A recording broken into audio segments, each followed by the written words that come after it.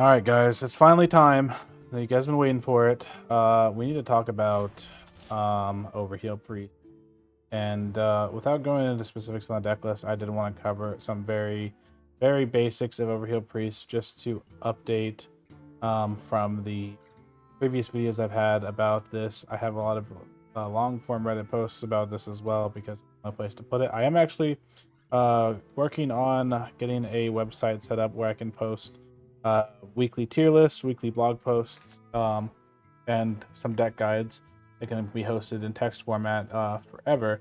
So look out for that coming soon, TM. Hopefully by the end of October we have that launched. So the sooner the better, though.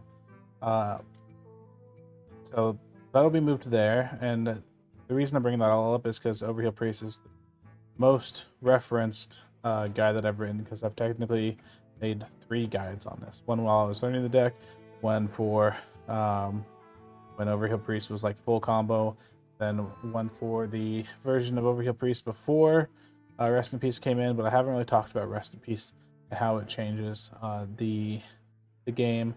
Bird watching is also an update. Same thing for Old Jin. And we're not going to be talking about the variants that run guy's name.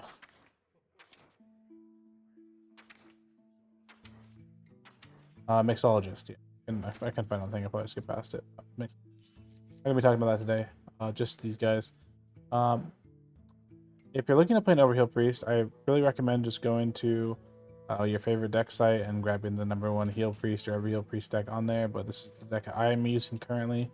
There's so little changes required for Overheal Priest. This is just like the most solid shell you can have right now. So unless you want to do like Automaton or something, it's going to be something like this. If it's within 3 cards of this, it's probably good enough. I'm going to give a quick mulligan guide now. So the Crimson Clergy is your #1 most kept card. It is the card that enables everything because you draw into all your other strong, powerful plays.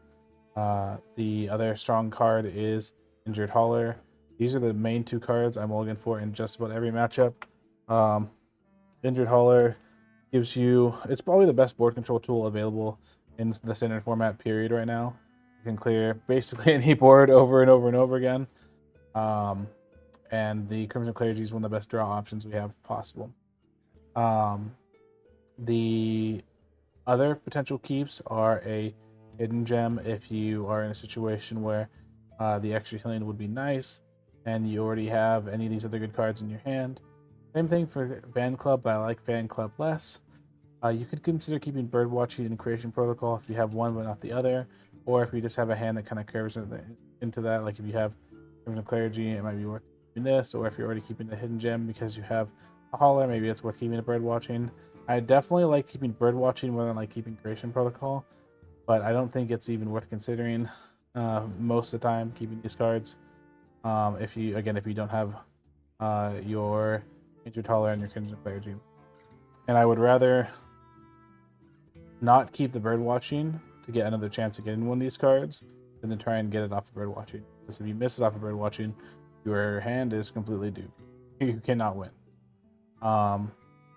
The Idol's Adoration is also a potential keep if you already have a 1/3 especially. Idol's Adoration is particularly good against Aztecs, Warlock, Demon Hunter.